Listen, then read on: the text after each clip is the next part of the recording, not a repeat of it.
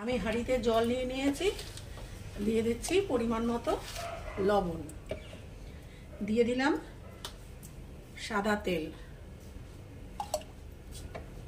2-3 চামচ সাদা তেল,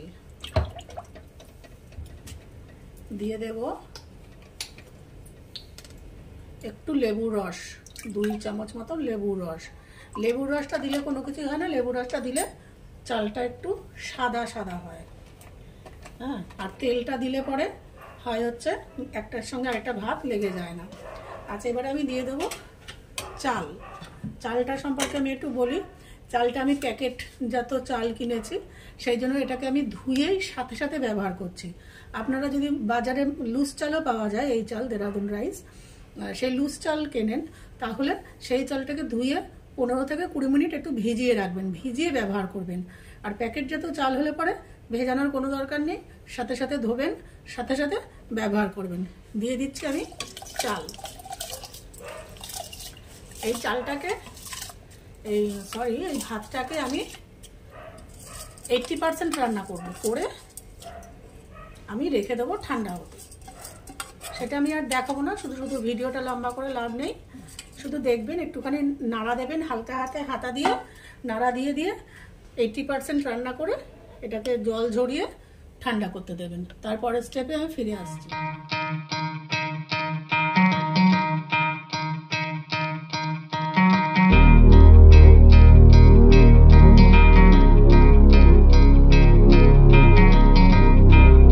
আমি গ্যাসে একটা তাওয়া নিয়ে নিয়েছি, দিয়ে দিচ্ছি মাখন। আপনারা ইচ্ছা করলে মাখন আর সাদা তেল মিক্সড করেও এটা রান্নাটা করতে পারেন।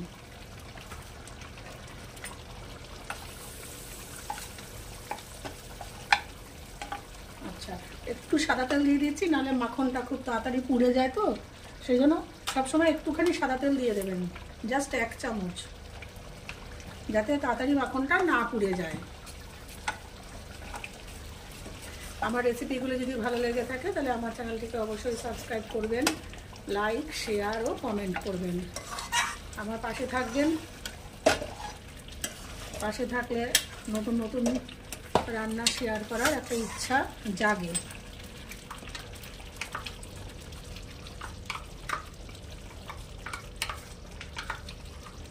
আর নতুন চ্যানেল খুললে পরে একটা আশা ভরসা তো থাকেই, এবার আপনারা যদি সাথে না থাকেন তাহলে চলবে না। আচ্ছা, দিয়ে দিচ্ছি এবার আদা রসুন বাটা।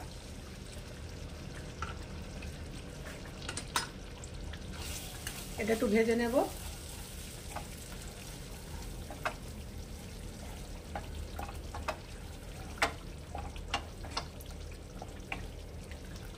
আচ্ছা, আদা রসুন বাটাটা একটু আমি কমিয়ে নিই। আমার 2 বারে রান্নাটা করতে হবে, তাওয়াটা যেহেতু আমার ছোট, সেহেতু 2 বারে করতে হবে। আমি এটাকে একটু কমিয়ে নিয়ে ফিরে আসছি। আমি আদা রসুন বাটাটা একটু কমিয়ে নিয়ে ফিরে এসেছি, যেহেতু আমার তাওয়াটা ছোট, সেহেতু আমাকে 2 বারে করতে হবে। দিয়ে দিচ্ছি 1/2 চামচ পাওভাজি মশলা। এটা একটু হতে থাকবে, নাড়ানোর দরকার নেই, এমনিই হতে থাকবে। এটা ঝটপট আপনারা বাচ্চাদের। আচ্ছা, দিয়ে দিচ্ছি 1/2 চামচ একটু চাট মশলা।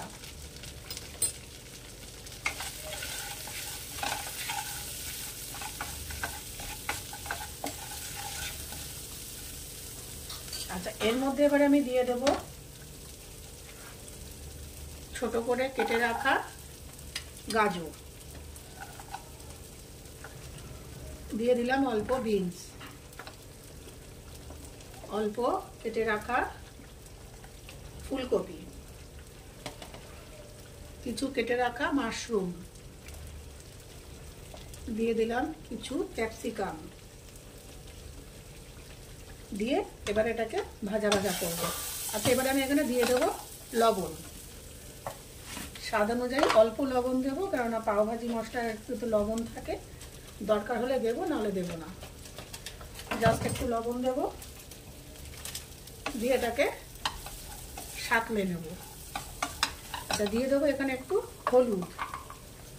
আপনারা যদি চালটাকে ভাত করার সময় ওখানে যদি একটু হলুদ দিয়ে দেন, তাহলে আর এই মশলাতে, এই সবজিতে আপনারা হলুদ দেবেন না, যেহেতু আমি চালটা নর্মাল করেছি সেহেতু এটা আমি হলুদ দিয়ে ভাজছি।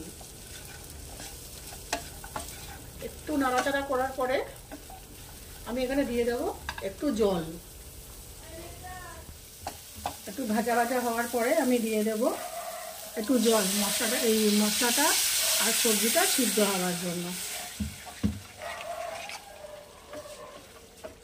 জলটা সিদ্ধ হলে, জলটা শুকিয়ে গেলে, সবজিটা সিদ্ধ হলে আমি আবার ফিরে আসছি আপনাদের কাছে। জলটা অনেকটা শুকিয়ে এসছে, এবার দিয়ে দেবো কিছু টমেটো কুচি। আবার এটাকে রান্না হতে দেবো, টমেটোটা একটু সফট হবে, তারপরে আমি পরের প্রসেসে যাব। এখানে সবজিগুলো সব সিদ্ধ হয়ে গেছে, টমেটো সফট হয়ে গেছে। এখন আমি এর মধ্যে দিয়ে দেবো আমার যে রাইসটা করে রেখেছি। গ্যাসের ফ্লেমটা একটু কমিয়ে দিলাম, দিয়ে দেবো রাইস।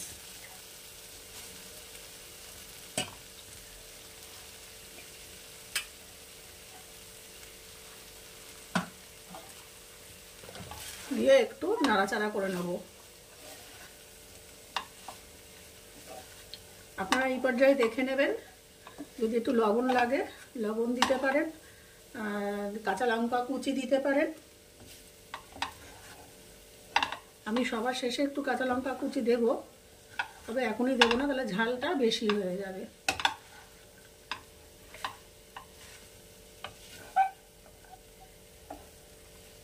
যেটা বলছিলাম, আপনারা যদি ভাতটা রান্না করার সময় জলে একটু হলুদ দিয়ে দেন, তাহলে আর সবজি যখন সাঁতলাচ্ছেন, সবজি যখন কষাচ্ছেন, তখন আর হলুদ দেবেন না।